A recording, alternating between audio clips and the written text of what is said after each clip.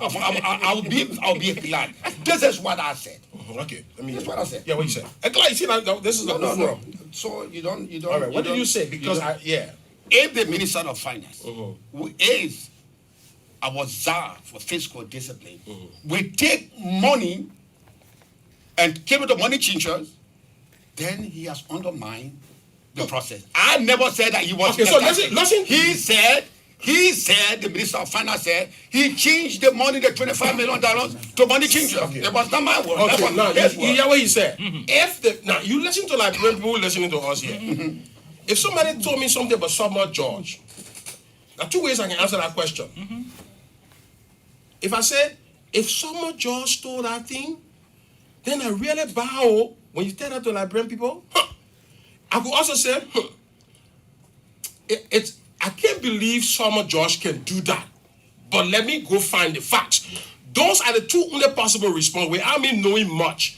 If you say the information that went around now was that, T-Mac said you were taking money in a taxi. Somebody call me from Nimba. How did you infuse the $25 million into the economy? You say you have the money. You took it to New Town, you took it to Looking Town, you took it to Clarota. Those were your own words. So don't put on me that I said you were in the taxi. Nobody said anything. If I seen you with that money in the taxi, I would have stopped that taxi. No Minister of Finance does monetary policy. If you $25 million in the taxi with the Minister of Finance, I would have stopped it. No Minister of Finance in this country. No Minister of Finance gets involved with monetary policy, we physically exchanging money.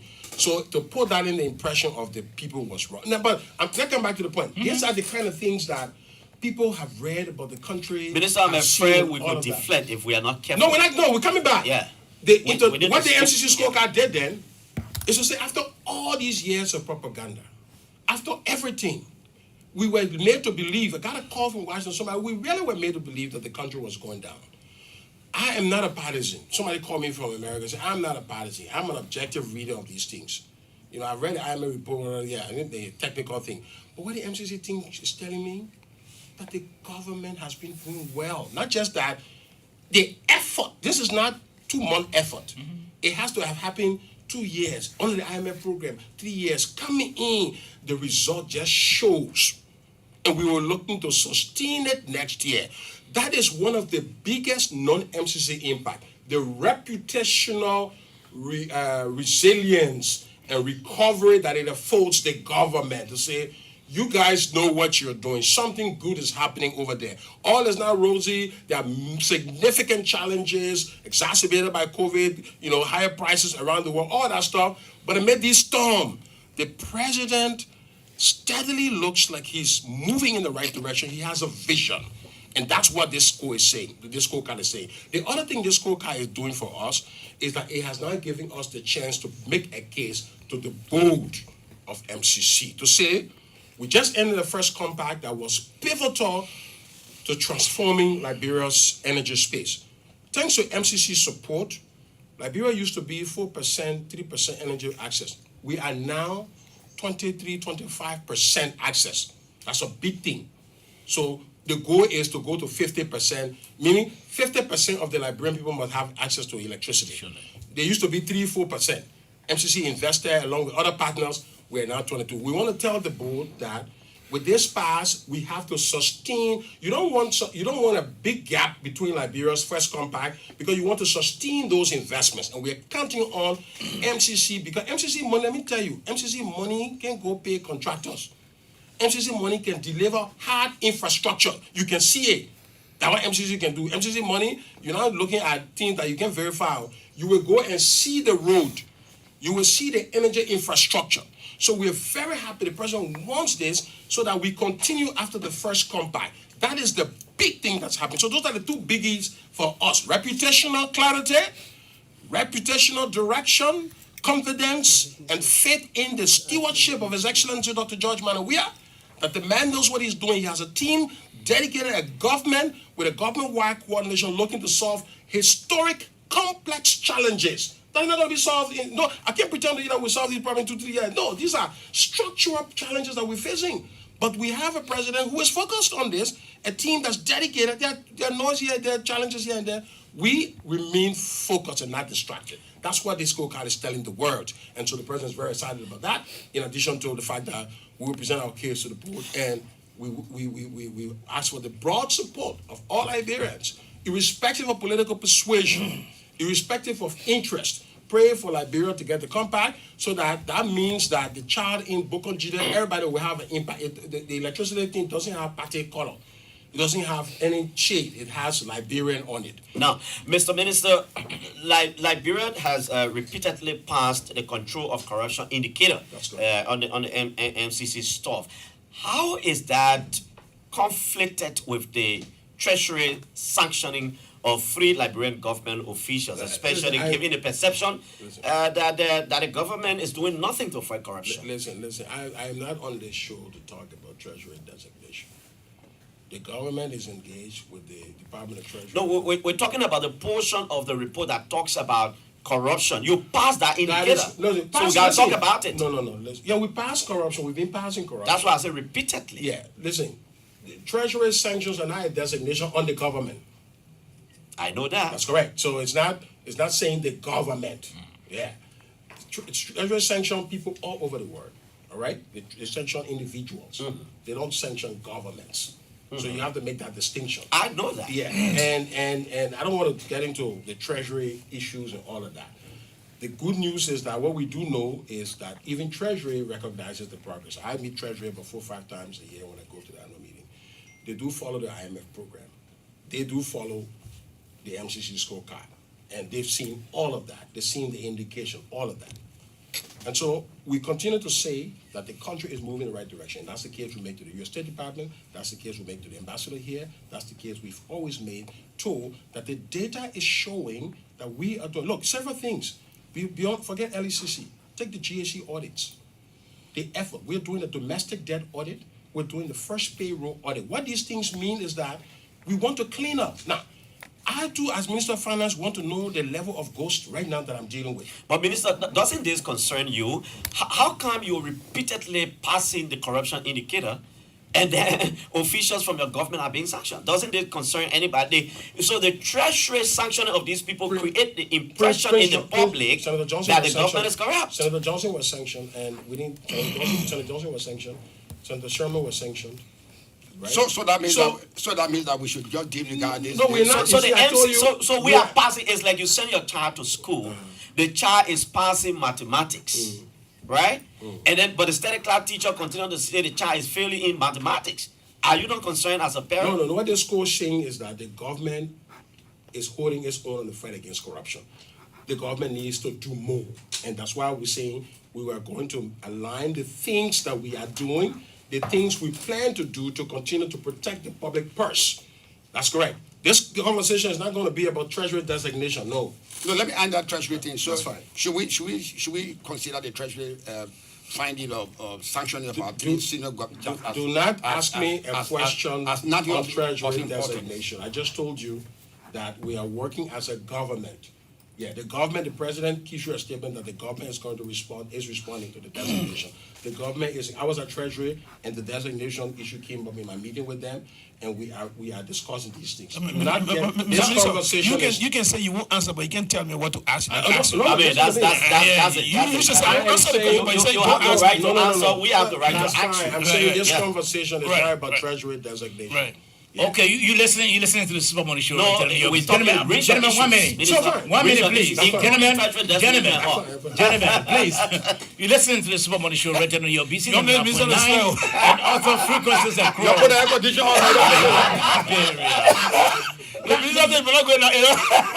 Mr. Minister, I'm sure we spoke. No, but Sobo, you the host. I just want to say something. Sobo, you just give up with the We draw a loud on the scorecard. No, the scorecard is important because it has some bearing on how we proceed. Let us asking the minute. I think we're asking these questions. I'm in flight. Sure. Oh, you are in flight? Yeah, I'm in flight. So your place you learn. Go ahead. Yeah, I'm in flight, and that's when I'm dangerous. So, yeah, when I'm in flight, you try to stop me, I'm dangerous. My take on this, you have a good working relationship with the U.S. Treasury Department.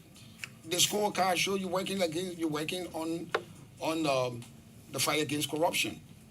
Like your traditional ally is saying. you're not doing that. And my brother liking it that the report card say your son passed, but when you ask that son, your own son that passed, Yeah, he asking one they plus say, one. my equals son, to 1 plus 1, they say, why you call 1 plus 1? I know. So it questions you. So what I'm saying that if this is not important, it's not anything that we should look at ourselves based on the classification of our traditional partners, then we should easily just dismiss it and don't take any action against those that the Treasury Department perceived to be corrupt. Listen, you do not, MCC's scorecard, it's a range of indicators. That's what I'm telling you. The fact that countries are passing corruption does not mean that corruption does not exist. That's not what the scorecard is saying. We've been passing control of corruption over the last 10 years. We've been passing control. That's why I said repeated. So fine. So if we're passing control of corruption, it's the judgment that corruption doesn't happen in Liberia, corruption doesn't happen in Ghana, corruption doesn't happen in Rwanda, corruption happens all over. So do not say that because we pass corruption so that the country is totally, no, that's not true. Or else then, well, I mean, we'll not be dealing with corruption. What we're saying is that what the score says is that the government makes effort to fight corruption. The score is gauging the extent to which you are using policy, you are using resources, for example. Political will. Political will. The GSC, the LSCC is going to receive the biggest budget ever since it was established. The GSC funding is at an elevated level. The Mary Kodo. Huh? The LCC. Yeah, I'm just talking the LSCC as a whole. I'm not. So when you go to the MCC board, they will ask you too. Huh? How No, listen. come you say the law is better now, but the head of the LCC has gone to court on issues that, as of the passage of the law, he's no longer going to be the head of the LCC, even though his tenure has now elapsed. The people on the MCC board are Americans. They know when the Supreme Court rules, it's independent. They saw the Supreme Court order President Nixon to turn over the tapes. They saw the Supreme Court rule that George Bush won the election against Al Gore. Even though they've not ruled here. No, what I'm saying, the Supreme Court of the Republic of Liberia is an independent branch of government. Nobody tells the Chief Justice or justices what to do. They interpret the law. That's their constitutional responsibility. So the Americans cannot hold the executive branch responsible for any action of the judicial branch of government. No, it's part of this function of the separation of state of branches. Separate powers. But in our case, when the Treasury Department started backing on our 3 government officials, we saw play into it instead of saying, hey, look, this is our sovereignty, this is our case. We will go through the legal procedure to see what we do with our citizens. We ask them to resign. And that's why I'm telling you. When people are accused, the president had to respond. The response of the president asking people to set aside is not an indication that the president believed that the people were guilty. Okay, Chief, let's talk some bread and butter. unfair Let's go to salary issues, Mr. Minister. But before you go there, I just wanted to take a quick cue. Katama, like to RIA now, in the air. But go ahead, let me stick in the air. So I still want to go back to Ghana. Okay. And see, Ghana has some external shocks, same with Liberia, and some domestic choices, internal choices. What are some of the choices that you think created a pathway out of the ditch, and that you think that we need to understand as a follow-up to that were quite different from Ghana in the same region, maybe not with all the factors in play, so what are some of the factors specifically? The choices we made here was to consolidate, was to manage, reduce expenditure, was to control things. For example, the president in 2019 delivered a major economic speech. He said no more borrowing from the central bank. You know how we used to pay salary in the government? When the 5 million in the consolidated account around the 20th of the month, we took 20 million from the central bank. That's how, historically, that's how central bank. In fact, yesterday I was having a wonderful discussion with the IMF missionaries here. They said, it's interesting to us that you guys don't borrow from commercial banks. That's all. You are one of the only 2 countries, I think Estonia, and you appear to be doing this. I said, look, our public laws say we have to present a balanced budget. They found it strange that I can't go to EcoBank and say, I want 20 million to close the financing gap in the budget. I can do in-year budgeting depending on how LR revenue comes. Well, I can present the national legislature a budget that say, and they will tell me, so look, we'll borrow to close this gap. We don't do that here. The IMF mission found that impressive. I said, you put it in the next report so you can celebrate Liberia, because that's something that we're doing among only 2 countries in the world are doing it. They already, of course, they already there. It's a good thing. So the issue is that the president said no borrowing. Live within your means. When revenue comes, use that revenue, pay salary, wait for the next level. All that one leads to lower inflation. One of the reasons inflation is high if you monetize the debt. When the president said no more borrowing, we end the monetization of debt in Liberia. Most central banks, most ministers of finance across the world are monetizing the debt. Through that, they are monetizing the fiscal deficit. Liberia is not doing that. Debt. Most countries have gone for a large debt. We met one hole. In Liberia, President, where is it this? You meet a hole, you have 2 choices. You inherit a hole, I will close the hole before I dig new hole. All right? So the choice the president made is to say, I will fix the hole I met. Whether it's the money we owe to all the banks, it's the money we owe to the central bank or rational, this hole is too big for me. I will not pretend that it doesn't exist. So the president tried to close the hole and fix it. Then he turned his attention and said, well, I don't dig my own hole here. Yeah, but anyway, everybody said, no, my friend, you can't dig hole. Close that hole and grudgingly, strategically move to your own hole, but be careful. That's what the president did. In other countries, they meet one hole, they dig a 2 hole. And so by the time you're dealing with 2 holes, we have closed 1 hole, and he now still has the chance of deciding whether he should dig hole. Now the conversation as what hole we should dig now. The mission right here with the IMF are all fighting. So I want to follow up on that, because in one of the interviews about when donors and partners send a letter that people are asking an account, the then Minister of Information, Eugene Nangwe, said, what we're doing here is digging hole and cover hole. So that correct, absolutely contradict what you said. Now, but let me correct that. You see, when you make something, let me make all the mistakes correct off. No, the who I'm talking about here, it's just the thing we inherited. Okay, all right. In a fiscal hole. Okay, so how to close. So when SP, I got describe the kind of hole. Yeah. You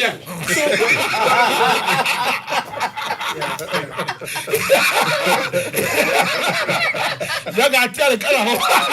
No, it's fair. We inherited a hole, we didn't dig one. Okay. I got it. What you saying? I got it, Mr. Minister. So that's fair. All right. So the other issue is, I come here, Becky. The other issue is, look, there was an investment climate report by the U.S. government. In that investment climate report, they say these government institutions, people are engaged in pervasive corruption. Pervasive. They use the word, underline the word. I mean, those who are engaged in corruption are perverts. They are incurable, they are irredeemable. And they are milking and exploiting the system and cannibalizing any resources left to ordinary people. How does that stand in contrast to this glorious approval on corruption and this majestic celebration of the passing, because corruptions in political freedom, liberty are fundamental in the scorecard. How do you align all of that? You know what? I'll answer that question 2 ways. The first way I will answer the question. When I was on spoon last time when we failed, even though we passed corruption, you did not ask this question. I was not there that day. But what would we have to go to? No, hold on. Doesn't mean that you can't hold on. Listen, I'm coming. The reason, listen, when we failed and passed corruption, the conversation was not about. But that report was done there. That time last year. No, listen. The report came this year. Listen, last year we failed the MCC scorecard. There was no anti-climate report, investment report. No, hold on. So let's be clear. There was still general corruption discussion. Oh. So the discussion on corruption, even though we passed corruption last year and failed MCC scorecard, what's activating the conversation now is that we passed corruption and passed MCC scorecard. But we've always passed MCC scorecard. But the conversation has not been on, because when we pass, nobody you're not doing well. Yeah. Now we pass something that we've always been passing. The conversation is that corruption. Let's focus on the corruption that we've been passing, even though we've been passing it. But Mr. Minister, do you? But let me tell you now. Let's get to the structural issue. Corruption is a structural challenge. It's a challenge that we're dealing with in our economy. The charge that investment, people who investors come to the country. I've heard this charge from, the U.S. ambassador, that when people come, people ask them for money. Okay? People ask them to pay a certain thing for something. And I've said, look, listen, who are these people who are asking? And the people say, well, no, the people will not say. And I'm glad that I think Central has developed something to say, if somebody asks somebody for money, let them call the person name. Because I've asked that, even the people who come into me to complain, when I ask them, who asked you for money, they don't tell me. They don't say. I said, but you can't accuse the government that people are asking people for money, and then you are the investor. When I ask, show me which ministry, which entity did the asking, they don't give the information. Then I say, it's unfair.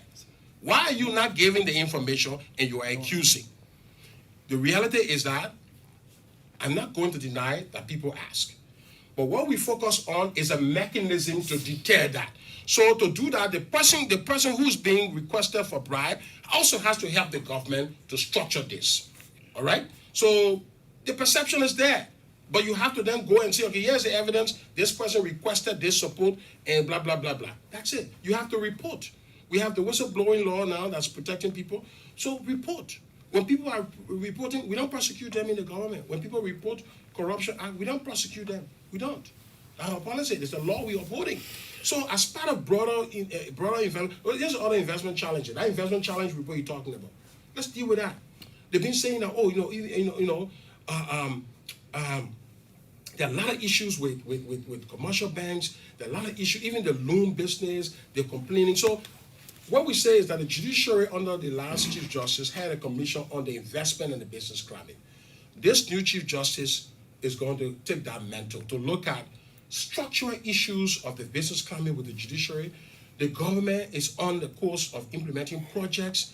We have a new commission that we are auditing many things. So we're trying to say, let's find a way to report acts of corruption. So if Central, which is an independent body, has a call line now, everybody should call that number. If an investor should call that number, say, I just left a government entity and I was bribed, or they're asking for bribe. But if you have reprisal. Who? You don't know.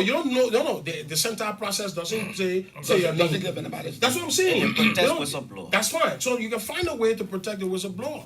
Because it's not fair to allege and then there is no way, then we're dealing with the perception. How am I supposed to look at an entity and say, okay, half the entity is asking for bribe? There's no evidence. I mean, I don't have that.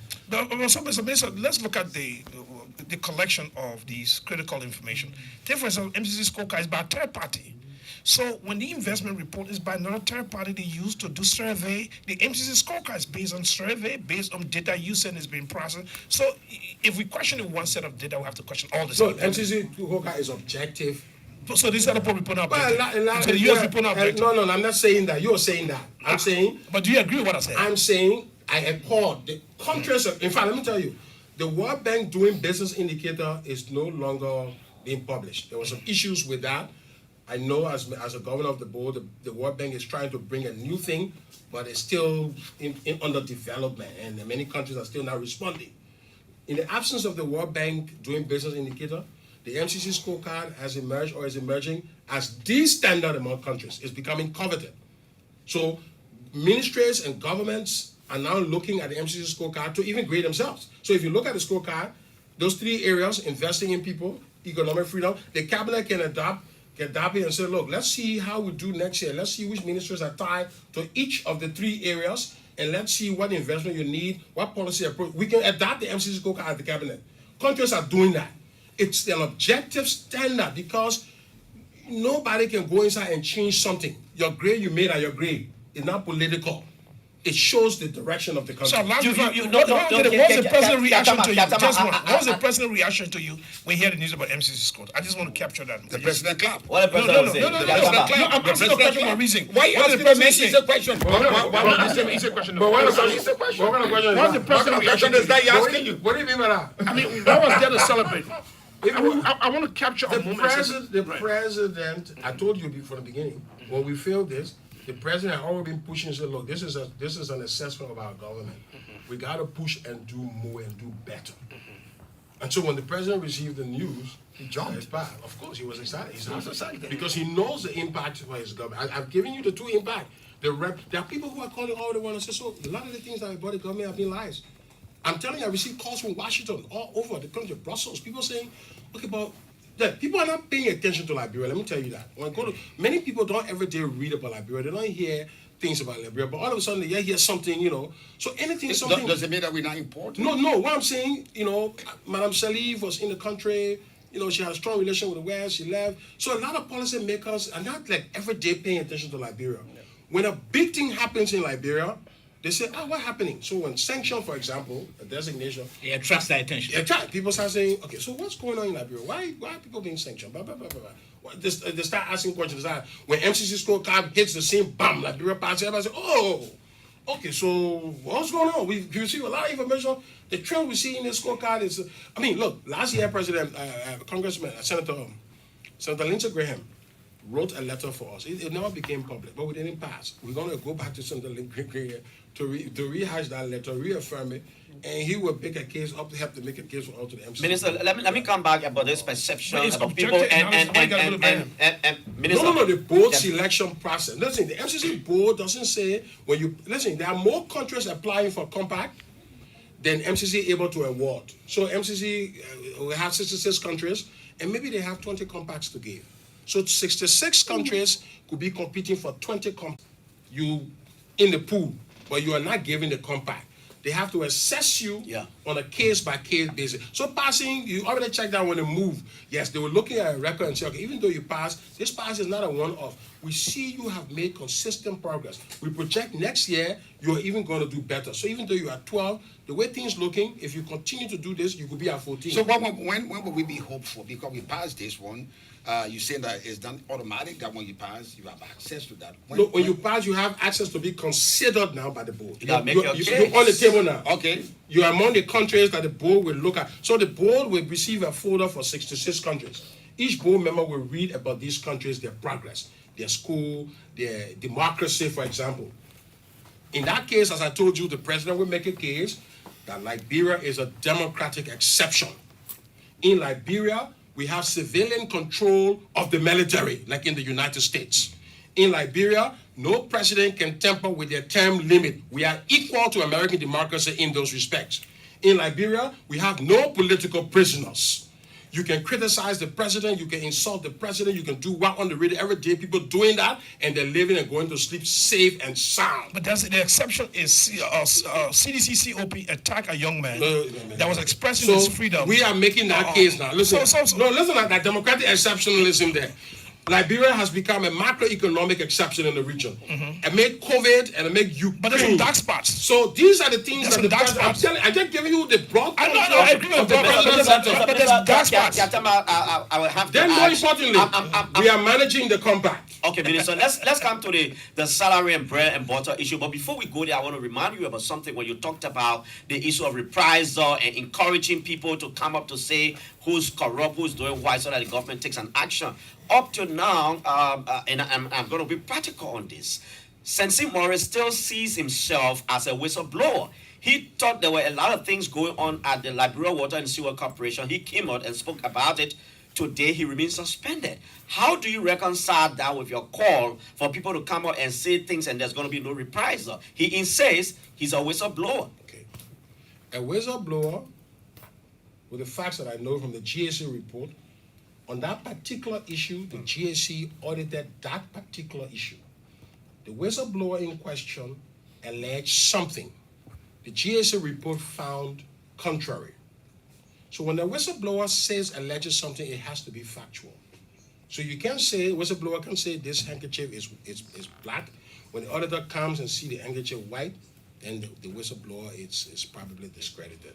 So in that particular case, that's the issue. The facts alleging... So the whistleblower should have been called by the GSC. No. When I accuse Samuel Toy of doing wrong thing, and the GSC is investigating, I must be considered part of that investigator to prove my case. He says he has never gone to the GSC. I am not the GSC. The GSC was commissioned to audit whether, I think 99,000, the money alleged was misused. the GSC goes and find there was nothing wrong with the money used, no missing money, nothing. Except that they didn't ask him. I don't know about They that didn't one. call him there. The idea I'm just is that informing you now. That's what happened. I'm not the auditor general. Mr. Minister, let me come back home. Can we come to I the don't do salary that. issue now? I don't Minister, do that. what's going on? We operating, there's an increment in our national budget, 800 million. And you have said that, I mean, in the coming year, probably will go up to $1 billion, which is good for the country. Do we as government, do we owe civil servants? No, How much? listen, How much? let me tell you, government salary has been constant. Civil servants will tell you that. We don't have a salary crisis. All civil servants in this country have been paid on time.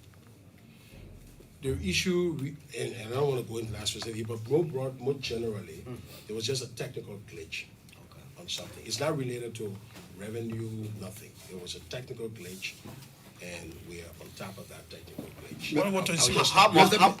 Minister, How let many me- months? Do we go there? How many months? Mr. Minister, let me, It was a technical Which glitch, group? and we're on that. let Yeah, me, but how So many civil months? servants are getting Let me paid. How many me months do count we owe one them? day. Civil servants? No, it's October. We've come to trying the process for October. Or we owe only for October. In that case that we're talking about, it was a technical glitch. let's The get, minister for said October. technical glitch. Yeah, technical glitch. it's a new, Okay, it's a new okay. terminology.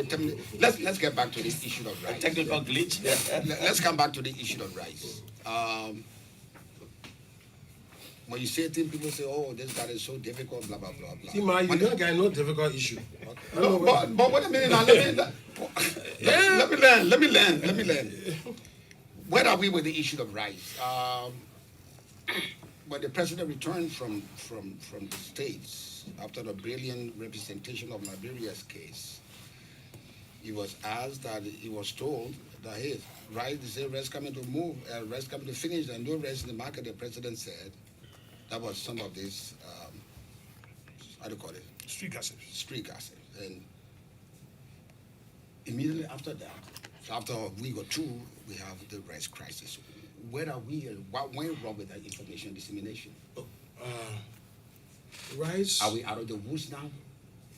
Listen, rice crisis, rice issue is about coming out of the global challenges with freight cost. Before all of this thing, nobody was talking about rice, right? And then all of a sudden, people start talking about rice. Why? What changed? The economists, the statistician look and say, environment is stable, and then environment becomes unstable. There has to be a cause for the instability. What caused it? Freight cost around the world has gone up to the extent that importers are no longer able to bring in the rice the way they used to bring it in 2018, 2019. Now, I would like to refresh the memory of Liberians. 2018, they saw that. 2019, 2020, there was no rice issue. They know that. But why was there no rice issue? Because freight cost was affordable and all of that. When the COVID came, it started, the supply chain issues, and then Ukraine exacerbated it. The importers met the government and said, we're not able to bring rice at the government demanded policy. The source of this thing is that President George Weah, being a pro president, has said that the price of rice cannot go above $13. Okay. You can do that if you're in 2019 because at that cost, the freight cost was lower. But when the cost goes up above what they were paying in 2019, and the government is still telling them that they have to sell at 13, that's a tension. That's it. That's the source of the problem. Now, there was no intervention on the part of the government to be able to mitigate. I'm coming now. That was before the intervention. So before they came to the government, they then told the government, look, if you do not subsidize us, there will be no rice because we do not have the money to cover the freight cost if you do not allow us to go to $15 or $16. That's it. So there are two things. Either we allow the price to go to $16 Or you subsidize. or we partially subsidize because that thing we call subsidy. From our calculation, the real subsidy now, when we look at all the costs, we do all the analysis, that's 60 million. Okay, I'm talking now. So again, I threw the choice to the Liberian people the last time on electricity. Me, I'm scared of nobody because I'm conscious, but I don't do wrong. That in fact, all got to face it, we are Liberians. I told the Liberian people, do we spend $40 million in this 2 months and then go to the ring, in which case we'll be wasting it. Many callers on your radio call and say, Mr. Minister, you can't spend $40 million if you just have 1 month, 2 months to the rainy season. I would never do that. And they advised me, the public advised me, put it to the end game. The cost of subsidy is going to be $60 million. For rice. For rice. Now what input I say? I just told you the fiscal space we have. I would say 51 going to election, 65 going to energy, small going to road, right? So there's no fiscal space for any major thing there. 60 million coming, we ain't got that budget. Except somebody come up with the sky and say, oh, we'll give you a budget of 100 million free money, then we can talk about it. And you reduce spending, discretionary spending. Anything you do right now, discretionary spending, you'll be. The minister is coming down to what intervention they did in the crisis. Yeah, that's what I'm coming down to. That's what I want to hear. So, whatever we did was, 3-5 million. We put in the budget 10 million. And those were, the importers are saying those are partial subsidies, Minister. Our real subsidy cost is $44 to $60 million. The question that we have now for this public discourse, and which the government has been said, are we able to subsidize at that level to keep the price at $13.50? Or do the Liberian people say, these are policy choices the government facing now. We are the cabinet right here now. The Liberian people listen to her. And who's the president in the room right now? No. The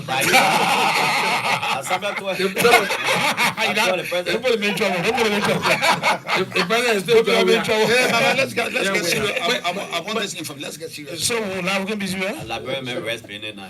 So, now, what you're saying is that if the government, and I will tell you, when the government invests in the subsidy, what we're hearing now, even from market women coming to the government and say, look, first of all, when you subsidize the rest, you're going to Sierra Leone, because the rest in Sierra Leone is $50. So, and that's the other thing about it. When you subsidize here, the people know that it's selling the right here. They will not put in the market here, they're selling a crap. Mr. Minister, Yeah. you're going long. Here's what I want to tell you. There is the subsidy is a model. The model collapsed. The model did not change the condition. There was shortage. So this model that was applied to reduce the burden on consumers, well-intentioned, but the effect had an opposite effect. So the collapse of this, and the other problem is that different solution to another. The president went to the White House, it was clear, there was a shared understanding of the nature and depth of the problem. He applied the solution did not work. And so when we hear talking the same thing we talked 4 or 5 months ago. So what is changing? Is it the same story, same justification? We have only two. No, I'm telling you, I'm presenting you the options that governance is about policy choices. But Mr. Minister, I'm not cutting you off. Yeah. One of the policy choices is capturing the problem. The president at one point said it's not a problem, no, it's a problem. No, the policy choice. He's conflicted about what the problem is. The policy choice, the president is not conflicted. The policy choice is that keeping the price $13. No, he said there was a gossip, and then there's a problem, and there's a real problem. No, listen. So he dismissed the problem. No, hold on. No, T-Max, you got a different style of engaging. Don't police me. No, I'm not. No, Okay. Don't police me. I can't police you. Let me get to Rice is in the I need country. unfettered access Rice is in the to my country. thoughts, the flow of my thoughts. But because of the Yes. policy choice, is driving a wedge. Some people want to take advantage of what is Who called. made that policy choice? No, it's the government. The government made that choice. We So intentionally. you brought this upon yourself? No. We protected the poor here for 4 years. We will triumph on that any day. It's a revolutionary proper policy to keep rice price low for the affordable for the Liberian. But it's people. not working. No, hold on. The challenge to the policy now is not because of the government. And the people themselves know that. We didn't invade Ukraine. We didn't. The world is dealing with that today. What about the smugglers? No, hold on. Interest rates are rising. So there's a global challenge that has reduced poverty. The global economic COVID and the global challenge have put 97 million people across the world into poverty. None of that happened here. 97 million people around the world are poorer because of Ukraine and COVID, and even more. So when we as a government are trying to deal with it, you can say it's like the Liberian, we're doing a bad thing because we say the price. No, we're doing a good thing, but the environment change. Yeah, but and when the environment change, when the environment change, we have to respond. The government will have to be practical to this, and I'm sure when you're practical and sincere, people will understand. For example, you're talking about a little over 40, maybe $60 million now to do subsidy instead of the 11 and those kinds of things, which is realistic. Now, I think the government is being more political with the rice issue. For example, you don't want the rice price to move from 1350 upward. The reality is, if it continues to remain 1350, we may not have more rice coming in the country. So it's about accessibility and making the rice available. Why don't you have a conversation with these importers and say to the Liberian people, look, where we are, it's not possible for the rice to remain 1350. We have to do some upward adjustment to get the rice available on the market. You are not doing that. Your problem is when the price goes up, you think people would say, well, rice price is up now. But the reality is, even as we sit here, As a journalist, what are you saying? we are buying rice $3,500. What are you saying as a journalist? No, you tell us. You have a public No, responsibility. you are the policy So what is maker. it? You are the policy maker. You tell us. What is the government? The government You tell us. It's about availability. No, Timax, government please. is addressing- Can you allow the minister to address No, it? The issue is the rice remaining 1350 is not available as it used to be. People are buying it 3,500 other than 2,300. The government needs to take a decision. The government is considering the options. Good question. The government What's is the option? no, I'm not going to tell you here. What we're doing here, Make headlines here, listen, my man. Make headlines here. hold on. What we're doing here is we're presenting the context and the policy options to the Liberian people. Will the rate issue ever go All away? that the people will be advising. No, forget it. The people need to know. The people need to know. They have a right to know the issues. Yeah. So, They have a right to know the issues. Mr. Minister, The issue. Timax, I want the minister to address this. By- Will we continue to say the rent remain $13.50? No, I can't- listen, Of course, we're not listen, getting it the way we used to get it, listen to or me. we take a hard decision. Listen, the government will issue. The government is addressing the issue. Is going back to the soil an option? Anyway, No, I mean, going back to I can't force it, the soil, Is it it's an option? it's not an In this case, immediate is it? option, but it's a medium-term option that the government is also working on. Yeah, obviously not the ultimate solution. Okay, so gentlemen, I'm sure we'll be opening the lines at 10:30. And then we'll open the lines for our listeners to interact with the minister for 30 minutes, and then the minister will come back to respond to our listeners for the next 30 minutes. So 10 minutes. we'll make sure that 10 happens. minutes long. Now, Mr. Minister, you spoke about the war in Ukraine and Russia. I know our people want to hear from you. Basically, how is that impacting this government's performance? I mean, the war in Ukraine, COVID-19 have changed the face of global economics. Growth was supposed to be 6% across the world. I think it's going to be 3%. In Africa here, growth was supposed to be 4.6%. It's going to drop to around 3.6. In Liberia, our economic growth will be around 3.7. We're trying to stay above the sub-Saharan Africa average.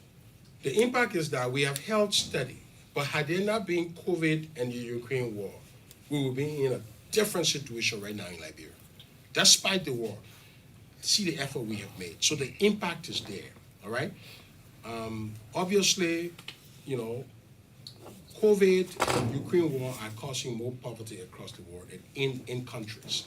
So the progress that we could have made, we're not able to make that because of these challenges. But despite that, every government has to then define the policies. That's why you see the governments across the world are asking, so well, we have to subsidize this for the poor. But when it gets to the point where even though the government is pro-poor and it's driven toward doing something, it has to do so from its available resource. If it's not able to do so, it will be honest and fair and come back to the people. Sure. Our government is straightforward. We were elected, the president was elected by the people. The president has been a people person all along. He's managing policy in a pro-poor sense. He's protecting the price of rice for a long time. If it reaches a point where it's not possible, I mean, the Liberian people will hear it, they will see it, but at the end of the day, they will trust the president because for 4 years, he did what he had to do. So these are all options. These are some of the impacts. On the fuel side, the government is no longer collecting excises on import on fuel because we have to let it go so the price of gas can be lower. We're doing so many things to give back to the people because for us it's the bread. Bending over backwards. It's the bread burner issue. What does it matter? What does it matter? People should have affordability. If they cannot have it, I mean, we're building all these complex things. At the end of the day, it's the people that we have to care about. So we've been particularly paying attention to these big prices of commodities, fuel and rice. It reached a point where the government is now being engaged by, for example, the Liberian Marketing Association, by other people and say, look, we voted for you. We in the economy. Yeah, we gotta be honest. We'll be fair with one another here. Yeah. So we having complex discussion. The president set up a rice committee, right? I'm the co-chair of the rice task force. I'm the co-chair of that task force. The Minister of Commerce is there, and the chairman is the acting minister. The Minister of State is the chairman because the president set that up. And the task force has been doing a wonderful job surveying the opinion of all these people. We are working. When the president comes back, the task force want to present something to him. So we're having wonderful conversations with all stakeholders. The government is sitting. All stakeholders every day. Tomorrow there's a meeting. Yesterday there was one. Friday there will be another one. Monday there's another one. All kinds of meetings happening. Experts, market people, rice importer, informal people, everybody bringing their expertise, who are in the market, who have the intelligence of the market. They're telling us what's happening in the market. They're looking at our policy. They're looking at its sustainability. They're looking at its durability. Can it work? What we need, they're advising the government. That's what governments do. You listen. Surely. And so at the end of the day, the task force will make its recommendation to the president when the president returns. But people have heard some people calling, the president said a task force. What is, what the task force doing? I've heard okay, man, yeah, I've heard caller.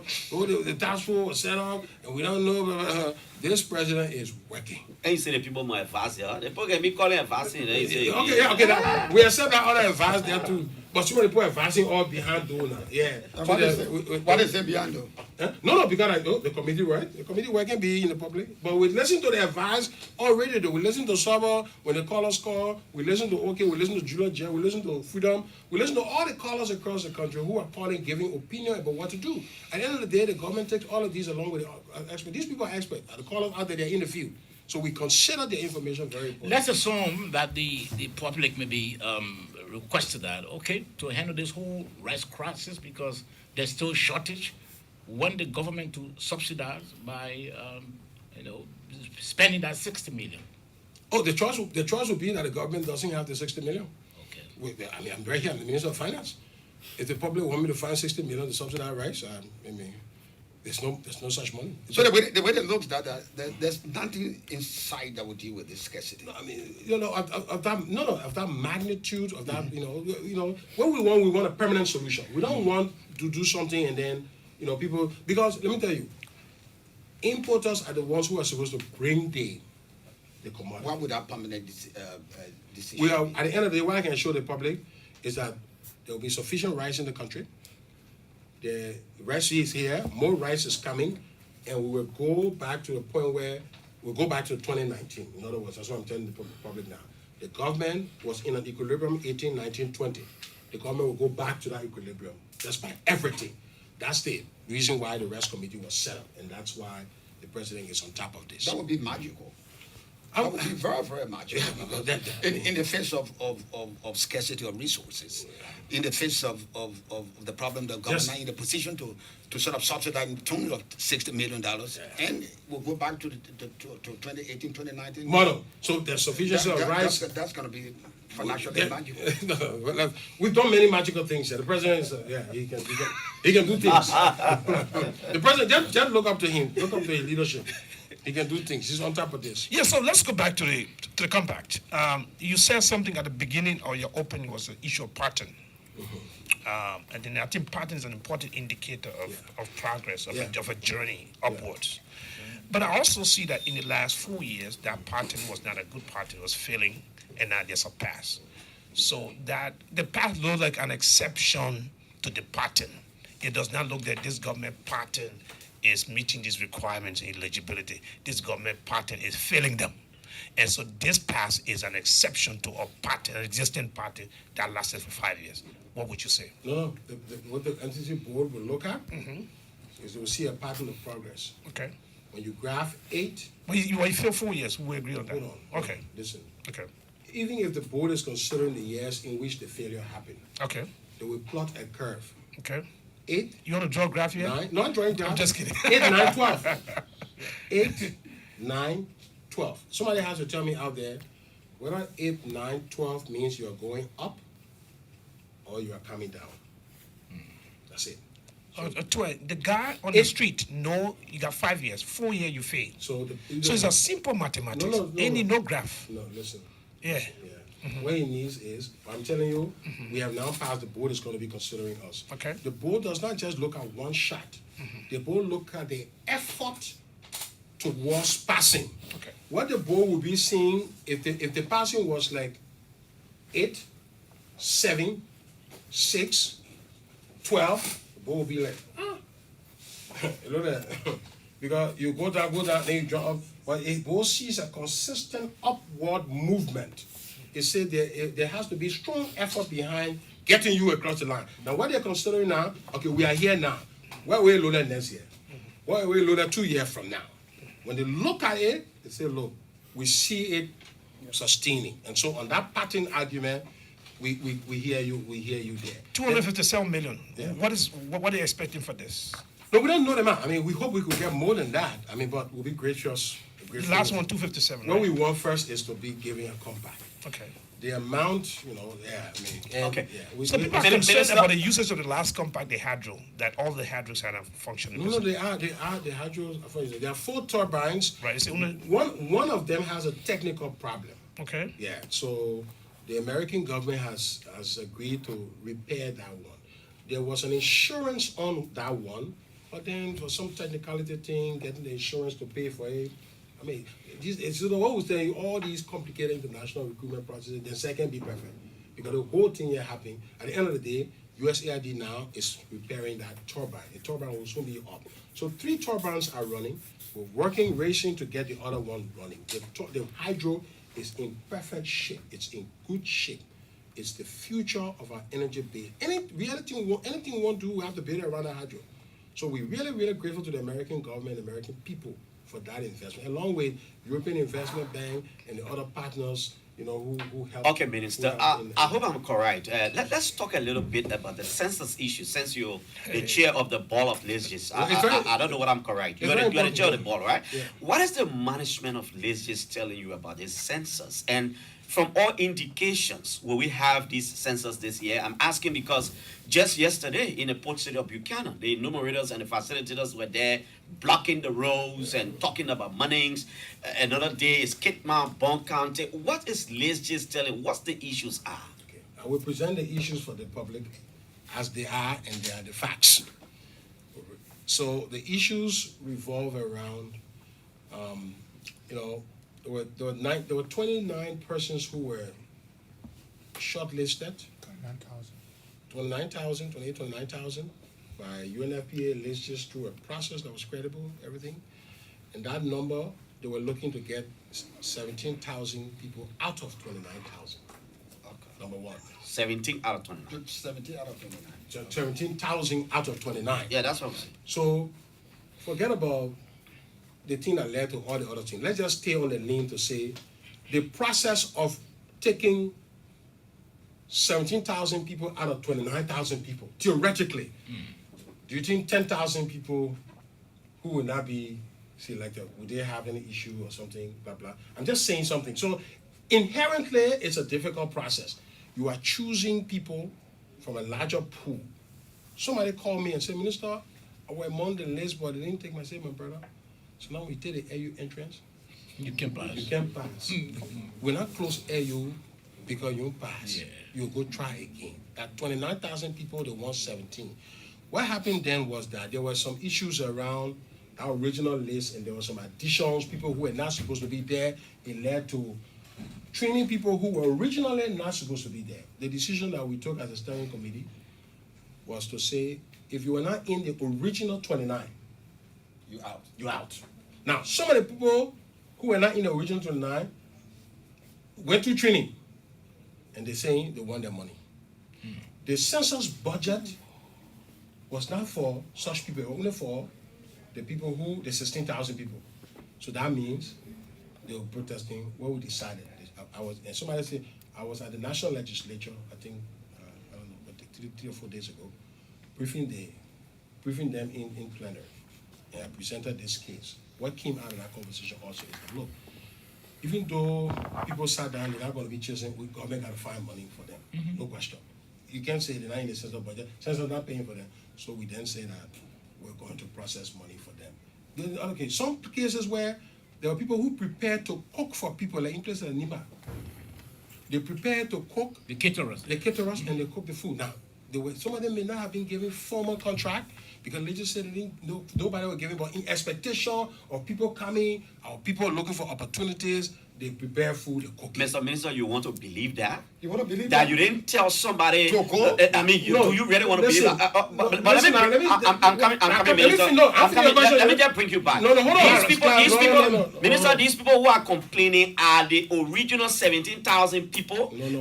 But I'm just telling you about enumerators and Listen, facilitators. you're not giving you the information. Yeah, but so they are not people who were not selected. No. These people who are complaining are Let me amongst the give you all 17,000. the sources of the complaint. Yeah.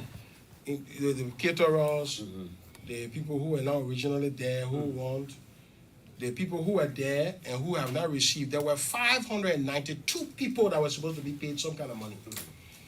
500 people received the money. 92 people did not receive the money. Why? Why 92 people did not receive the money? 592 to be paid, 500 have been paid, 92 have not been paid. The reason why 92 have not been paid, one, their mobile money account is limited. They got 200 and they're sending them 300 and 500. So the money bounce and come back. Samuel 12 is on the list, but Samuel 12 say you must pay the money to Waka Fofana. So Samuel 12 is supposed to receive the money, but Samuel 12 mobile money going to Waka Fofana. Why is that? It bounce. Why? 92. I mean, why is that? What is that process? No, that question is for the people who got it. The 92 people have to answer the question why they are giving different names for the payment. That's process. what let's just telling the minister. No, those are necessary. No, that's it. Those are not alleged. That's the whole steering committee. The facts have been established. What we then say is that look, even the alleged say, look, you know what? Let's work with the 92 people. Let's get them to get a correct name. Let's work with the telcos. You'll tell the telcos to increase the limit.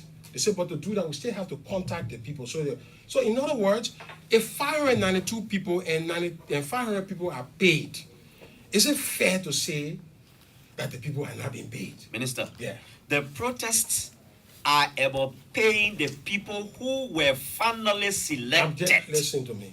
The protests are about paying the people who were finally selected. And look, this So they the want payment, you, listen, now, the Mr. payment Minister. process is going on. Okay, but that one here is simple. I want to It's tell you simple what, thinking. the other people who were not there, we found money, we are in the process of paying them. So everybody who originally believed that they were not going to be paid outside that group, the government were going to pay them. We're paying them. Right now as we speak. The 92. No, the 92 are legitimate. The 92 people are technical issue. Okay. They right, the limit, credit limit, all that one. That issue is sorting. So they're being paid. But I'm talking about the other people, like for example, the caterers. They will be paid for Nima County. But Mr. Minister, do you believe that story? What That story? No, it somebody- can't be true. That somebody That will because go- people No, come in, without you will being start hired. cooking. Listen, no. And you want to believe that? No, I mean, I'm at the steering committee level, you know, all these Anyway, information- someone will at- open the at lounge, the you end will of the hear day- some of the people At coming. the end of the day, the issue that people want is that they need to The be real paid. people will come. We are giving them their money. So Alright. they are going to be paid. When they are going to be paid, let them be patient. The payment is coming. That's what we're saying. That's correct. Okay, now, Mr. Minister, I'm sure before opening the lines, let me just ask you the question concerning the pharmacists, because I'm getting reports that they may likely get on ease and protest. What is your knowledge about their reclassification now? Okay, before I go there, let me say the census process is on course. I think tomorrow they will begin enumeration, and then November 11 will be a holiday. All the technical processes are in place. It's very important I shared that with the legislature when I went there. You know, these issues about the skirmishes here and there, the government has decided that all these people, where the budget line will find the money, let everybody remain quiet. They are going to be paid. So there's no need for anybody to protest. The legitimate people who are being paid, where there are delays, they are accelerating the payment. The real issue here is people believe they will not get money. I'm assuring you now as the Minister of Finance of the country that you will get money. So sit somewhere, we are coming to you. If you are a caterer, if you have anything will meet you and will meet you where you are. You get the money. So you don't need to be in the street to disrupt. Census is important for you too. Yeah, because when the protests happen, it gives the impression that, the whole census, significant level of progress has been made at a technical level. All these things. Some people are saying, they're not even sufficient gadget. All those things are not true. So the date is set for the The 11th. date is set for the holiday, but the process will start tomorrow. You're seeing enumeration process. We are ramping up post-processing to pay all these other people, who are demanding the money. They will get their money. The 92 people who have not received their money, I believe they may have received it already, or most of them, because the issues was about getting to them, fixing their name and carrying their limit up. They will get their mobile money. Nobody getting anybody money given to them. It coming to your set through mobile money. So if there's small technical, if your mobile money number wrong, the money will not come. Mr. Minister, the court said he should be arrested. Man, say you won't come out. Now, you Mr. are Minister, going to I court. ask you about the pharmacist. Yeah, so the whole idea is that a medical doctor and a pharmacist, there's a distinction, right? So normally we say the pharmacists are the ones who's dealing with the medicine, the medical doctors, but technically they have a case. The president, one of the things the public doesn't know, and we always saying it, is that when the president came to office, medical doctor's salary was around $700. The president took medical doctors to $200. Okay. $2,000. That's a big jump. Medical doctors in this country who were trained for 8 years, 4 years doctorate, another 4 years at the medical school. Some of them, if you I just saying 8, you went straight. You're talking about around 12 years because of all the delays, school delay. People who go through 12 years of education, solid, were making $700 per month. Somebody somewhere who probably didn't go to that length of education in this country was making $2,000. President Weah came, he saw the fundamental injustice about that. He took doctors to 2,000. So it seems like in that process of... Why did he do that? Huh? Because it's just Why fair. did he take special interest in the doctor? Because medical doctors are preferred. They're taking care of the people in the country. They have higher level of training. They have more spending to get to their education. You can't pay them at the lower level compared with other people. It's not fair. They go to graduate school, then they go to undergraduate, then they go to graduate. Come on now. Medical doctors have to be respected. So the president saw that quickly. So any medical doctor now, you hear everybody, it is just... Are they more important than teachers? No. Oh, right, yeah. I'm not talking about the teacher. I mean talking about pharmacy things. One can bring me. I didn't mean that to distract me. But we didn't do that for some of the pharmacists. Okay. All right. So you see, the doctors are all waiting in our faces, something like that. Okay. So we're addressing those problems. We're working technically to resolve them. They don't need to go protest. This idea that everybody got to protest for something, even when the government is working in that direction. The reason why you want to protest is to get attention. When you get the government attention, you go sit down because the government is solving the problem. Yeah, sure. They came to the mansion here. Went to the mansion. I saw them. I went involved in that case. I called their friends. All the technical. I called the Minister of Health. She's been working with me. We are somewhere now. All these things are budget. Yeah, we got to find the money. If we put right now, we're recruiting security people. We're trying to recruit 1,500 teachers. All these things have fiscal implication. Yeah. So we can't just arbitrarily just put something. We got to plan and think about everything. We are considering them. They do not need to go protest. The government already has taken seize of the matter. Okay. They're involved in the conversation. So if they want to protest, we'll be very disappointed because they know where the government is going. They see the numbers. They know what we're doing. In the 2022 budget, they know where we're going with them. Okay, so listeners will do it differently on this program like we do. When you ask you pose your question to the minister will answer before we take the next calls. We're not going to just take calls. Yes, that's no. The essence. No, that's You see, Mr. Minister. Anyway. The reason why people call is for their questions to be answered. yeah, but There are many times where people ask our questions. At the end of the day, you writing, and at the end of the day, you forget and you don't answer the questions. So let's do it this way. Maybe you don't take one. You take maybe. Okay, me too. I'll take two, and then take 3 or 4. Let's say 4. 0776-540-987, or better still 0880-514-096. Good morning. Good morning, Mr. John. Yes, good morning, sir. Thank you. William W. Guru, Purple Defender. Let me say good morning to your studio panelists and to the best panel minister ever in the history of Liberia. Let me say thanks to you ever so much and the government of Liberia last. Giving our president, the best president ever, Senator Liberia, for the game minute. My advice is that it will go to the general suburb. Yeah. I mean, the panel said that the law that was made, that the president submitted, that is good. The last time, Jackson on the radio station, as a bad law, it's getting them to deep diligence to the law. These are those government who are required to I hope you'll give me a chance to respond to that, man. and flagging thing that just Okay. Thank you very much. Many thanks. We'll take four calls and then we turn to the minister. Hello? Good morning. Hello. Yes, sir. Your name and where you calling from? I'm Patrick calling from Mambagri. Okay. My question has been shown to the minister. The minister is there talking about technical glitch when it comes to our pay. So I want you to explain what you mean by technical glitch, and more to that, how long this technical glitch will last for. Thank you. Many thanks. The minister is noting you respond to those concerns. Good morning. Good morning. Good morning. Yes. Sabo. Yes, sir. Good morning, Sabo. Let me say good morning. Good morning. Just Good go right morning. ahead.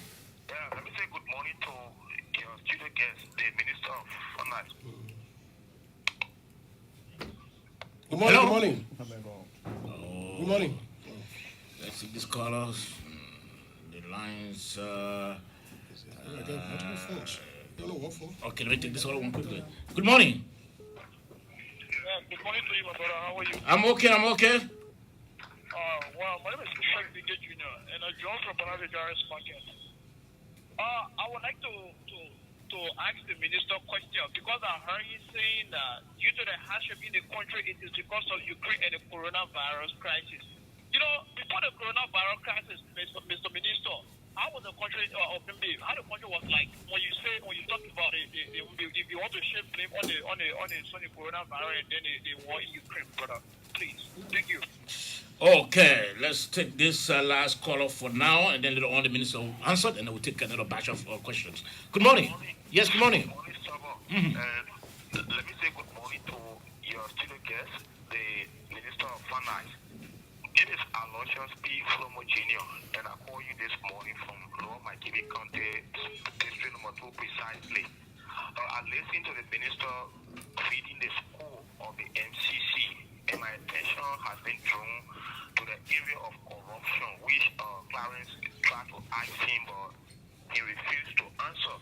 I don't know how can the minister reconcile the issue that has to do with the U.S. Treasury Department sanctioning senior officials of this government for corruption, and then the government is scoring an impressive mark that he's reading. So I think this is time that this government needs to do more, especially in minimizing corruption, in the direction of investigating public officials that have been associated with corrupt practices, and if they are found guilty, let them be prosecuted instead of all just say yes, we have scored or John Media's marking the MCC. We have still 4 years now, and this is just the first time this government is passing on this kind of scorecard. Thank you very much this morning. Okay, let me take Let's this. take two. Let me take this one quickly. Good morning. Good morning, guys. I'm Christopher George, and good morning to all of you in the studio. My name is David Gallagher, and I phone in from the headquarters of the Veterans Bureau in the Bagwe Avenue in Togo community. Well, let me commend the minister for his brilliant deliberation and all of you who are asking all of the necessary questions. Mr. George, quite frankly, most of those questions you are asking have been the mounting concern of the Liberian people. You know, so it is important that we have the finance minister in studio who has been very instrumental in responding and addressing some of those concerns. So I just want to say thank you, Mr. Minister, for all of the necessary information you have provided to the Liberian people. Thank you for affording me the opportunity. Okay, let's take this other caller. Good morning. Good morning, Slobo, and good morning to all of the panelists. Let me say a special good morning to the Minister, Mr. Samuel D. Tue. My name is Fode Mohammed Kakwe Political Nyek, the National Chairman of the Abundance Division to Reject Via 2023. I want to ask the Minister 2 questions. One, I can recall in 2018, during the President's inaugural address, he talked about reducing his salary by 25%, which the Minister mentioned of recent.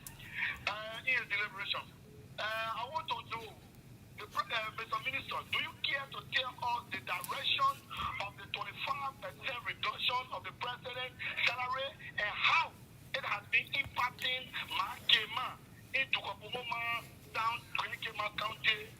Do you care to tell us? 2, That's part, like one of the caller, I think, almost similar to the question, but let me just paraphrase it. Because I know the minister refused to answer people like Aaron Jackson question when he asking on the sanction officials.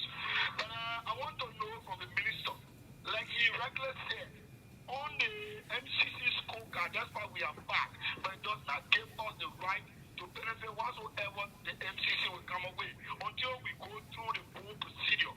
And looking at Liberia now, like he said, one of the main things is about corruption. Looking at the high level of corruption in our country, do you really think that Liberia will surface on the MCC benefit? Okay. That's your question. Okay. So let me just pause so that the minister can answer the few questions that came in, and then we'll open the lines. Yeah, no, okay, good. First one on the LACC law, I think it's an important legislation. It's also related to this last question here. Like, we have to demonstrate that we are doing something about corruption.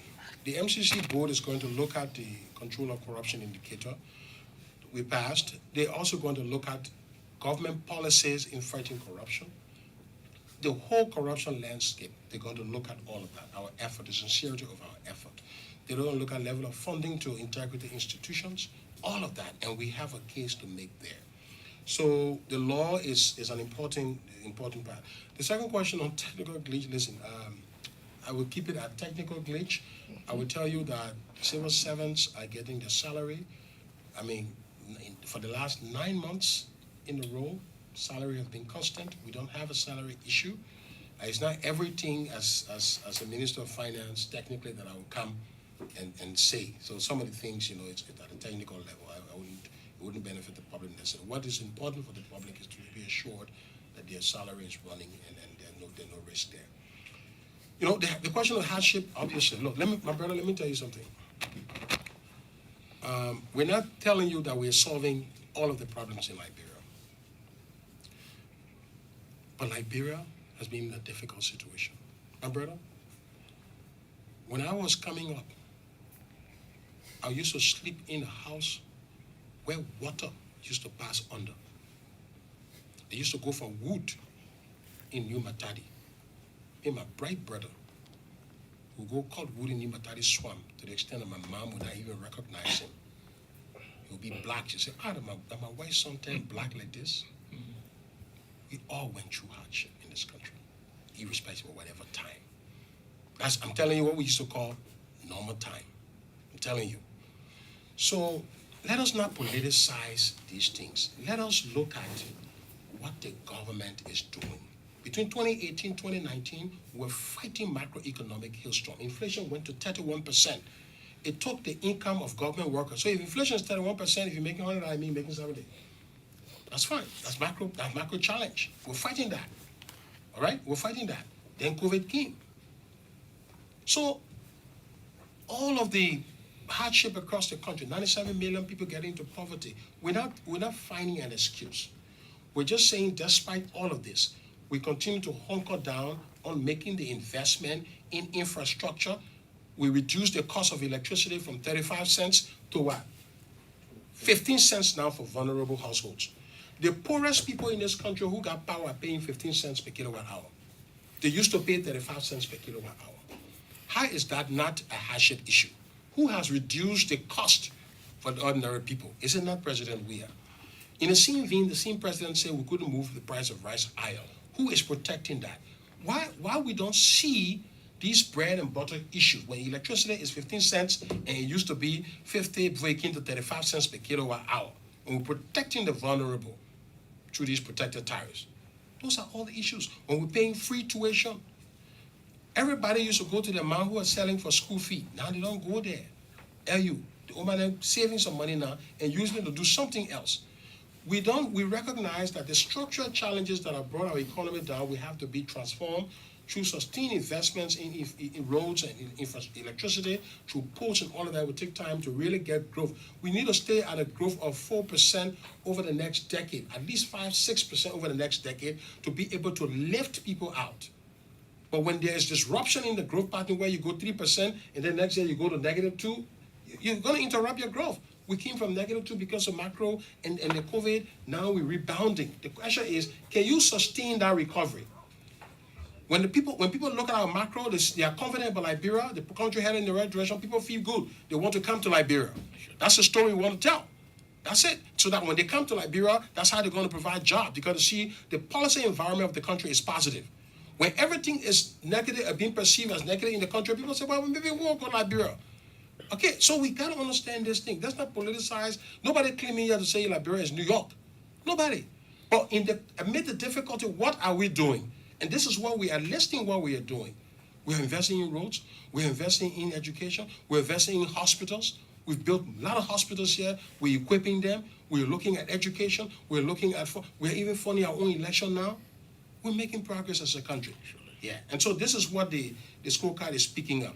So corruption governance is important. The caller is right that we have to continue to demonstrate credibility in the fight against corruption. We don't talk about it. I will tell the public this. We have a new management at the Internal Audit Agency. They've been recruited now, and you all need to get them on your radios. The IAA role is to help protect government money. When the GSC goes to audit, the GSC is just coming after the fact. Let me tell you. GSC is coming, like an accident happened, the police goes there. The police cannot reverse the accident. The police only finding who was wrong, how many people died, after the fact. The man who can prevent the accident, the institution that can prevent the accident, is sitting at the ministries and agencies, is the Internal Audit Agency. They have to certify, based on the rules of public financial management, that this spending cannot be paid until you do this. We have to invest in IAA. I had a meeting, they met the IMF mission, and we agree we are taking the IAA process as a structural benchmark under the IMF program. We're going to resource the IAA. We think they have a competent new management, and we have said IAA people at all government ministries and agencies cannot be overridden by any minister. So where there are complaints to say a minister is overriding IAA, Minister of Finance should not pay that function. But what if the minister hired the president? No. The IAA is independent. Ministers don't hire them. You can hire them. So that's the point. We're saying if you are independent, why will you allow a minister to override you? Or why would a minister override? That's the allegation we hear from What them. is the president collision with the minister? What's So the president collision in with the other minister? words, that's where we need to hunker down. We're saying if IAA is strong, Okay. if we have the right competent qualified people at IAA who are dedicated to ensuring there is no waste fraud happening in government processes, the GSC work will almost be non-existent. So GSC will basically go and say, oh, but everything they followed here. So we just write a clean report. So GSC is structure in these systems, in a sense. No, IAA is structured in these systems. systems, okay. GSC is outside. It's external audit. Okay. GSC goes to see things happening. Just follow up. That's it. So IAA has to be significantly strengthened, and we are in the process of that. They've presented a strategic plan, Strengthening the area of independence. independence, but also that IA auditors, and I'm saying Please, you this now. forget that the minister responding to these concerns. Yeah, no. from But the it's public. important because corruption. You see, we got to find a way to prevent the thing first, and I'm giving the public the institution that should be at the forefront of preventing. Which the IA. The IA. For example, when the government puts money into an entity's account, where there are some monies that will just go into the entity account, say hospitals, for example, and say this money here is for travel, this money should be used for fuel, this money for this. It is the IAA man who has to ensure that that 20,000 in that account can only be used for those three things. If a minister writes a check and the bank pays the check for things other than those three things, IA has dropped the ball. When GSC goes there, GSC audit will find that the money was not used for the intended purpose. So what we're finding now is that both the GSC and the IA are two sides of the same coin. We have to invest in IA. Recently, there have been the recruitment issues, so we've not paid a large attention. We're waiting for this new management to get in place. The guy came, he looks competent, he's ready. We are going to put money there as a government, and we have given them the political will. No minister across the government should interfere with any IA person, because we are raising that as a structural benchmark under the IMF program. That's an attempt to which we want to end, we want to fight fraud. So it's not always about investigation. it's also about how do you prevent government money? Because our goal is we don't want the money being spent for the wrong reason in a way. And the first policeman there is the IAA. So you invite the IAA guy, let him tell you what he plans to do. And we government committed also to resourcing them, but let them present the strategy. Why auditors and IA across government, all of them are in the government entities. That's it. So we begin to fight against corruption in the different areas. IA has a role, LACC has a role, GSC has a role. We resource all of them. They work together. In fact, let me tell you what IA people are saying. They are coming to score government entities that are in compliance with IA procedure. They are working on that. That is, which entity is where the minister is overriding the audit function or the voucher and sending it. Which entity is not complying with the PFM law? I told them, those are the ways you'll get money. I told them, if you do that, all the government entities, did you see the scorecard? Everybody paying attention. When I issue that report, everybody will pay attention. They'll follow the rules. Rule-based governance is what we are doing under the president. So we explain all of that and wait for the results to happen. But the notion that we are not governing, we're not caring about these things, it's wrong. We are caring about these things and we are fighting. You don't think we're going to a situation where the IAA representative of a ministry determines, look, the expenditure, this what we will allow you to go. You can't go this far. That's correct. Don't you see that you're solving the guy who was answerable to President George Manneh? We are No. the running No, of the no. of the ministry. IAMN cannot determine amounts. IAMN job is to say when the entity wants to process 90,000, it has to follow The process. the procedure, the processing, the public financial model, and how you get that 90,000 to be disbursed to you. What are the 5 steps that the entity must follow? So right now what they've done, they say they've printed what you call a stamp. And they're saying that if the Ministry of Finance does not see that stamp, it cannot process anything. So the people in AICU now are going to be looking for this stamp, meaning when the IA people who do the reform process, when they stamp something, it means it's good. If they don't see that stamp, we don't see that stamp at finance, we're not touching it. We are moving it to the next level. So they're not taking over the ministry. As minister, I should never have the power. If an IA person objects, queries my payment as Minister of Finance, I should send it back, correct the query. When he queried, he said, we don't see this documentation. We don't see this thing. This thing is not that. You can't do this. You can't do that. They are trained to do that. That's their area. They are supposed to advise ministers how to spend public money. Okay. So we need to take additional calls in a minute. Please, let's take more calls. We got callers on the line. Good morning. Yeah, hello? Yes, good morning. Yeah, good morning, this is Emmanuel Richardson, and I joined the conversation from Upper Carwell. Okay. Yeah, and I would like to say thanks to the Finance Minister. So, Mr. Minister, you are the best minister, in this government. Because if I look back 2018 and 2019, when you took Liberia from, honestly, between me, you and God, I grade you the best. I just want to say thank you to you and thank you for the hard work. But I want to ask you one question as a minister. Please, I really want to know when CWSL will be taking a listen. Thank you very much. Okay. Let's take this to the caller. Good morning. I don't know, right? Yeah, let's hear from you. This is Pascal Davis, and I phoned from the district this morning. Okay. And let me say kudos to the minister. I got 2 questions quickly. Mr. Minister, the first question is, if the government wasn't involved with maybe free tuitions and the payment of wives who are country boasts of increased budget, in terms of the budget, we as a country have the budget increased maybe from 5 million, 700 million to $1 billion. That's the question I want to ask first. And the second question is, what we didn't do in the last 2 years as it relates to the MCC that new ministers put in place that this on the scorecards will be able to have a bit of passing mark. What did you do as a minister, as a government to improve on that? That's to answer that question. Okay, many thanks. I take this call on the line. Good morning. Good morning.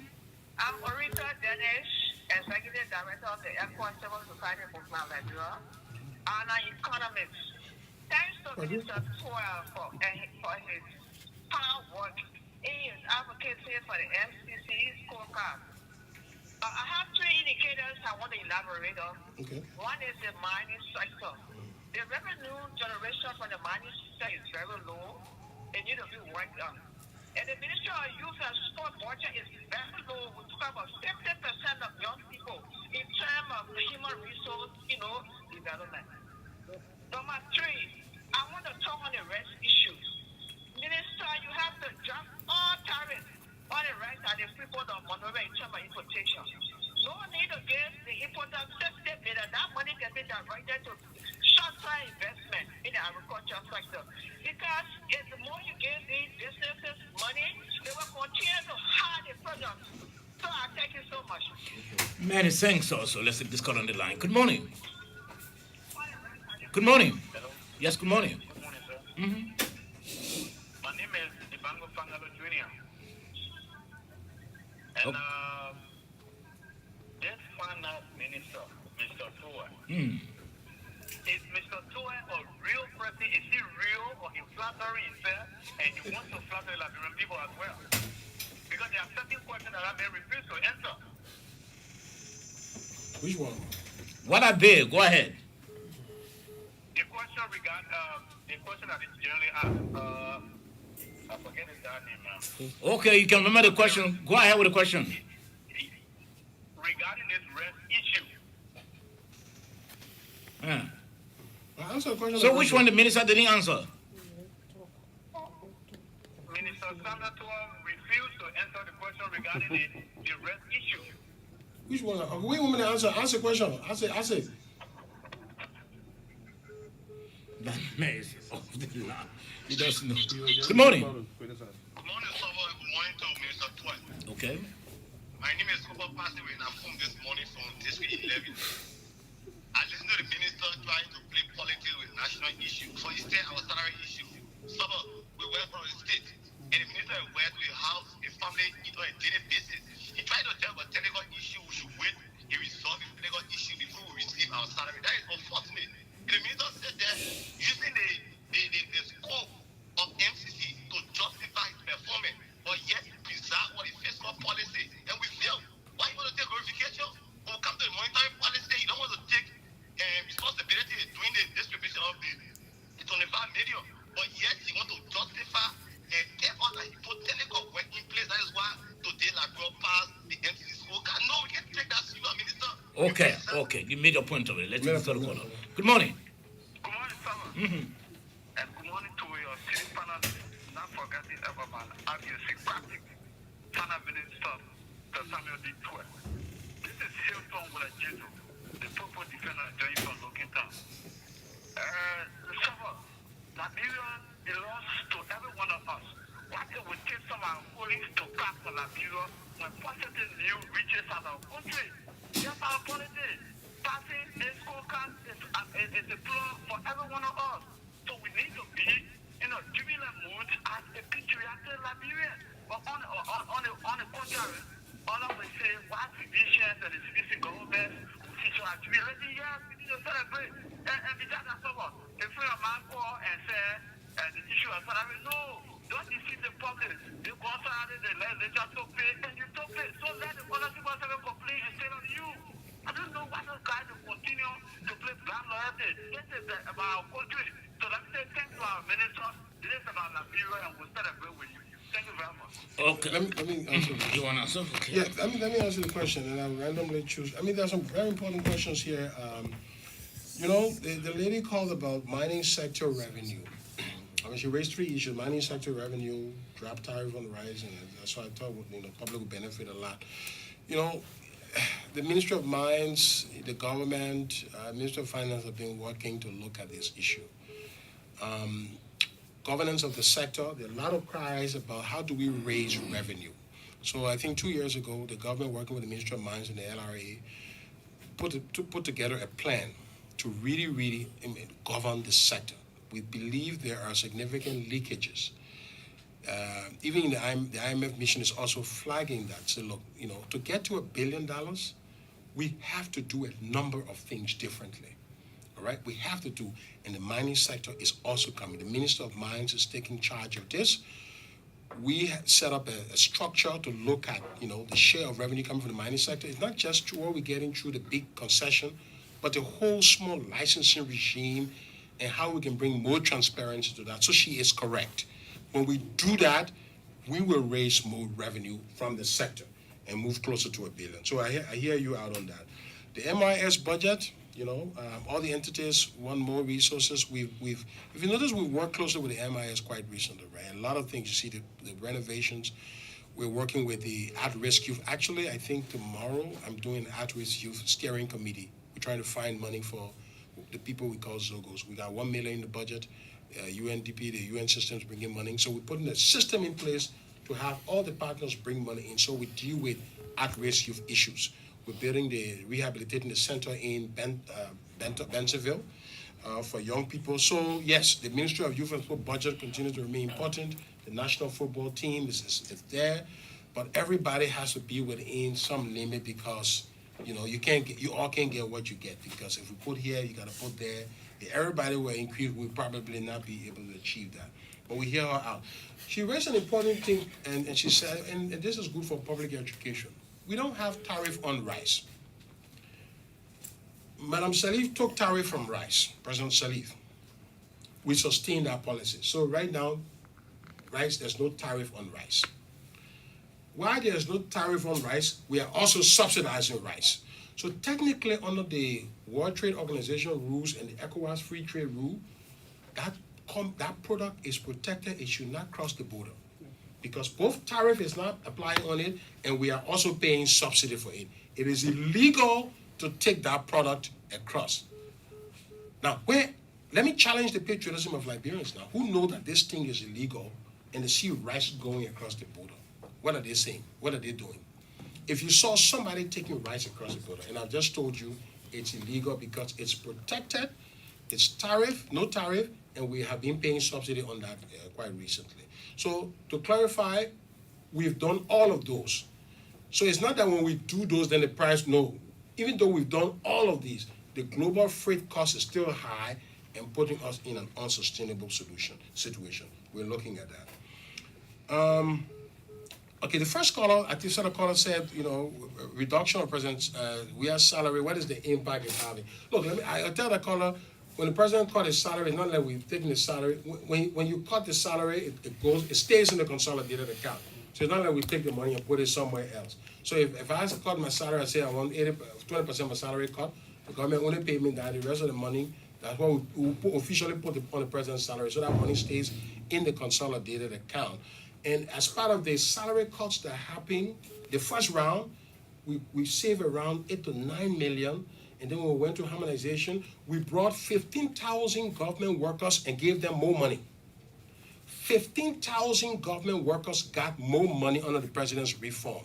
There were teachers, supplementary teachers. There were immigration officers who were receiving $45 to $50 US.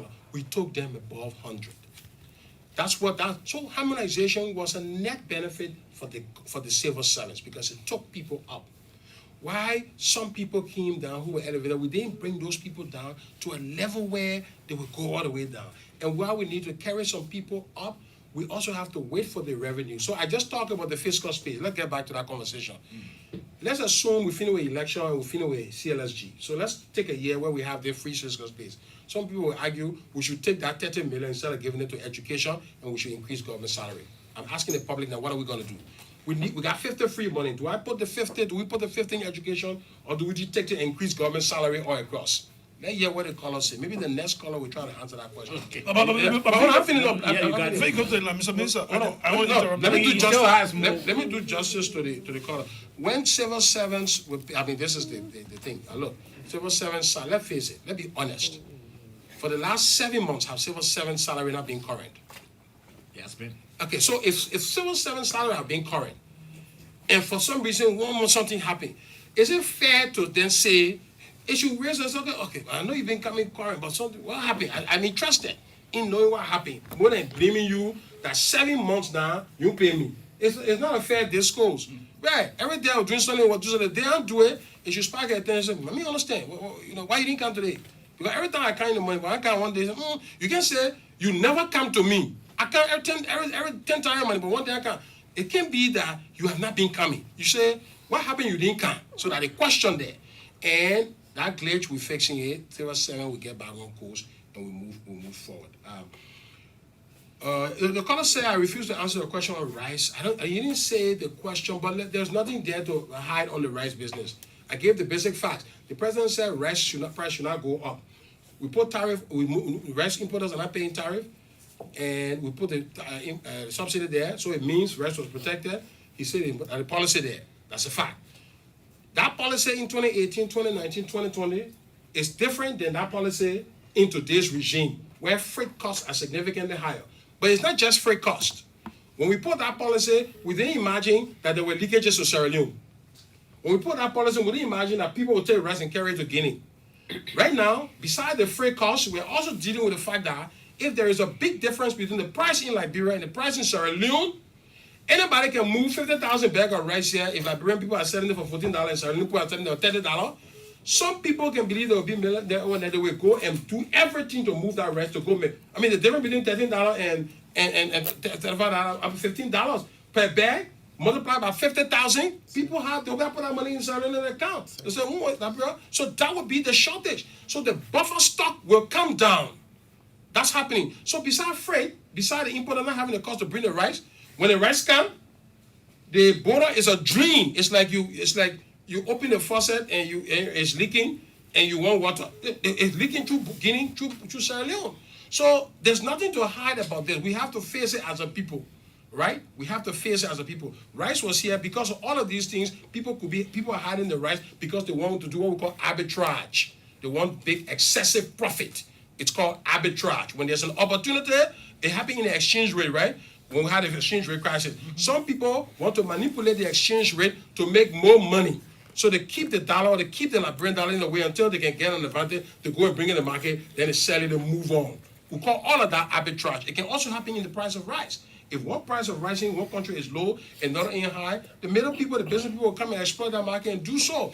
We're saying as government, we're hearing from importers, we're hearing from the common people like themselves who are calling, we're hearing from everybody, and the commission will make a report to the president and we'll see the next step. But I can assure you that we will solve this problem. Knowing the constraints that we face globally right now, we solve that problem. So there's nothing to not answer there but rice business. In the past way, we always have the political people, but I'm also answerable to them. Even the opposition people, I'm answerable to them. I just said that discourse has to be objective. Pastor, can I say that government salary has not been constant? It's unfair to the government. I will not respect him if he said that. I will respect him if he said, look, government salary has been constant, but I don't understand what happened. I'm beginning to see that salary will not be constant going forward, even though you're being constant. That's a conversation we can have. Then I can say, no, that prediction not come true. There was a glitch. But he can say we've not paid salary for 7 months, so there's no credibility to that debate. Fiscal policy, I explained that earlier. All right, we're managing it. We are on the verge of passing. This is an indicator that we've not passed. And it reminds me of your government effectiveness thing. The government has never passed government effectiveness. It's never passed regulatory quality. The country, since 2004, we have never passed all of these things. To me, the most important indicators on this MCC scorecard is those two indicators. To me, control of corruption, critical, But what government effectiveness say is that the country, the government, the civil servants, the people who work in the country, how do they take policy matters, coordination? How are they working across? That's what is being judged there. How is government effective? It's not just one day, government-wide. You said the Ministry of Finance, Ministry of Commerce, LRA. How are you driven by policies? Your internal audit agency, you see a voucher coming to you. How do you take the PFM laws, check it? How do you systematically govern? Now, what effectiveness mean? And as a country, we failed for 15 years. We are getting closer to passing. When the MCC board looks at regulatory quality, they will see we're getting closer to the medium than we were 4 years ago. That is what is important. We will look at these two indicators holistically again and see what do we need to do across the government.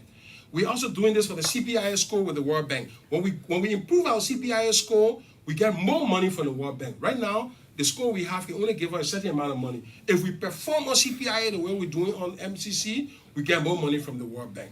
If we do so on the PIFA, we get more money. So what this means is that governance improvement is consequential for the country getting more money. It's not just about only the MCC scorecard. It's about all these indicators from these other institutions. So everybody who's working for the government, the civil servants who go to work every day, the government directors, the ministers themselves have to own the governance process for us to change this country around. So Pastor Wade, I can tell you, we are on track to this, even though you're an opposition guy, but you got to give the government plaudit, man, brother.